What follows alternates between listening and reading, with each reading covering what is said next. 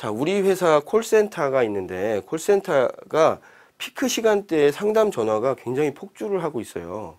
그럴 수밖에 없겠죠. 뭐 밤에는 별로 전화가 안 오겠지만 아주 피크가 되는 피크 시간대에는 그 상담 전화가 아주 폭주를 하는 그런 형태가 될 테니까요. 자, 그런데 상담원을 우리가 추가로 고용하는 것, 이것 이외에 우리가 그 콜센터 상담 전화, 그 피크 시간대 상담 전화 폭주를 해결할 수 있는 방안을 찾아보고 싶은데 어떤 방안들을 생각해 볼 수 있을까요? 라는 질문입니다. 아시겠죠? 자, 이 질문에 대해서도 마찬가지로 접근의 틀을 수립을 해야 되겠죠. 이 상담 전화 폭주를 해결할 수 있는 방안에 대한 접근의 틀. 자, 아이디어보다 접근의 틀이 더 중요하다고 제가 말씀드렸죠. 어떤 접근 틀을 우리가 제시를 하면 그 해결 방안을 찾아볼 수 있을까요? 그 아이디어 도출의 방향을 한번 고민을 해보세요. 자, 이런 식으로 생각해 볼 수 있습니다. 쉽게 얘기하자면 어떻게든 그 상담원들이 상담을 처리하는 총 상담 처리량을 확대하는 방향으로도 생각해 볼 수 있죠. 그러니까 1인당 피크 시간대에 1시간에 10명밖에 상담을 못하던 것을 1시간에 15명씩 상담하도록 하게 하면 어쨌든 상담 전화 폭주하는데 폭주를 일부 막을 수 있겠잖아요. 그죠? 그게 첫 번째 방안이고요. 두 번째 방안은 어떤 방안이 있죠? 예. 피크 시간대에 상담을 해야 되는 상담량을 감소시키는 겁니다. 예를 들면 피크 시간대에 총 1000건의 하루 1000건의 상담 전화가 오는데 이걸 500건으로만 줄여도 이 폭주하는 부분을 막을 수 있잖아요. 그죠? 예. 그러면 여러분들이 답변을 어떻게 해야 될까요? 저는 이 폭주에 대한 그 상담 전화 폭주에 대한 해결 방안으로 먼저 총 상담 처리량을 확대하는 방향하고 피크 시간대 상담량을 감소시키는 방향, 이 두 가지로 나눠서 생각해 보겠습니다. 라고 여러분들이 답변을 해야 됩니다. 그러면 면접관들이 엄청나게 좋아하면서 흐뭇한 미소를 여러분들한테 보낼 겁니다. 자, 그러면 이제 총 상담 처리량을 확대하는 것은 또 어떻게 우리가 생각을 해볼 수 있을까요? 그 가장 쉬운 방법은 상담 처리 인원을 확대하는 거죠. 그죠? 상담사를 10명을 뒀는데 이걸 20명으로 확대를 하면 처리를 할 수 있겠죠. 그죠? 그런데 이 상담 처리 인원을 확대하는 것은 상담원을 추가로 고용하는 것 이외라고 했으니까 상담 처리 인원을 확대하는 것은 제약 요인에 해당해서 쓸 수가 없는 거죠.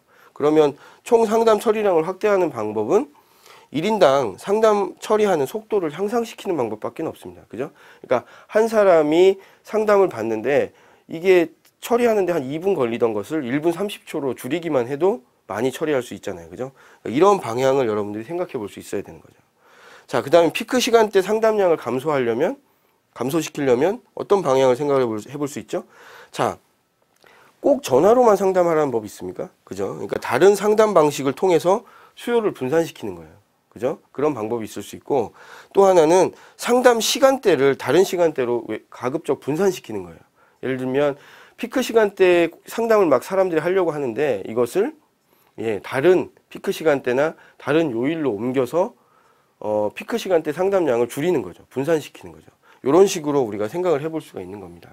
아시겠죠? 자, 그러면 이런 틀만 여러분들이 잘 세워두면 여러분들 굉장히 다양한 아이디어를 틀에 맞게 잘 제시를 할 수가 있어요. 보실까요? 자, 총 상담 처리량을 확대하는 측면에서 1인당 상담 처리 속도를 향상시키는 방안이 어떤 것들이 있겠어요? 예, 상담원 대상 전문 교육을 강화하거나 피크 시간대 처리 속도에 따라서 인센티브를 지급하는 거예요. 그러니까 처리 속도, 평균 처리 속도가 2분 정도 되는데 이걸 1분 30초로 줄이는 사람에게는 인센티브를 주겠다라고 하면 이것도 하나의 방법이 되죠.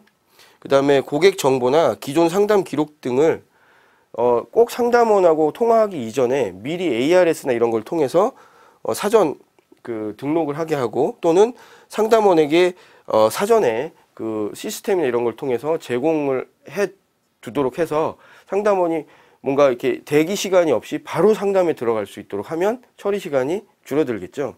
이런 방법들을 생각을 해볼 수 있습니다. 자, 그 다음에 다른 상담 방식을 통해서 수요를 분산하는 거는 어떤 걸 생각을 해볼 수 있죠? 예, 홈페이지나 이메일 상담을 강화하는 거예요. 홈페이지나 이메일 상담을 하면 뭐 상품을 드린다든지 아니면 뭐 1,000원을 깎아준다든지 이런 방식을 할 수가 있겠고요.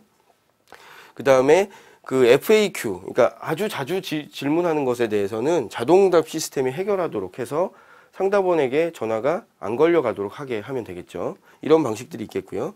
자, 상담 시간대를 다른 시간대로 분산시키는 방법은 네, 어떤 사람이 이제 상담 요청을 하면 그 상담 요청 시에 예약을 받은 다음에 그 다음에 여유 시간에 상담원이 연락하도록 하면 되잖아요. 그죠? 피크 시간대에 추가적으로 상담 전화가 들어오면 누군가 받아서 지금 너무 그 상담 전화가 폭주를 하니까 편하신 시간대에 전화를 드리겠습니다 라고 얘기를 하고 상담원이 조금 여유가 있을 때 전화를 드리도록 하는 방식을 쓰면 훨씬 그 수요를 분산시키는 데 효과가 있겠죠. 자, 또 하나는 사전에 주기적으로 연락을 고객들에게 해서 불편사항을 좀 미리미리 점검을 하는 겁니다. 미리미리 점검을 해서 피크 시간에 상담 전화가 들어올 수요를 미리 차단시키는 거예요. 이런 방식도 아주 좋은 방식이 될 수 있겠죠. 자, 이런 식으로 여러분들이 어떤 아이디어 제시형 문제가 주어지면 내가 생각할 수 있는 아이디어가 어떤 것들이 있을까를 즉각적으로 생각을 하고 그 생각나는 아이디어를 즉각적으로 답변을 해서는 좋은 점수를 받기가 어렵다는 걸 꼭 염두에 두시고요. 자, 이 문제가 주어졌는데 아이디어를 제시할 수 있는 아이디어 도출의 방향을 어떻게 잡을까? 어떤 것과 어떤 것으로 나눠서 생각해 본다고 이야기를 할까를 고민을 많이 해보세요. 그러면 여러분들 훨씬 더 질 높은 답변을 할 수 있을 겁니다. 아시겠죠? 자, 여기까지 아이디어 제시형의 공략법에 대해서 함께 공부해 봤습니다. 이상입니다.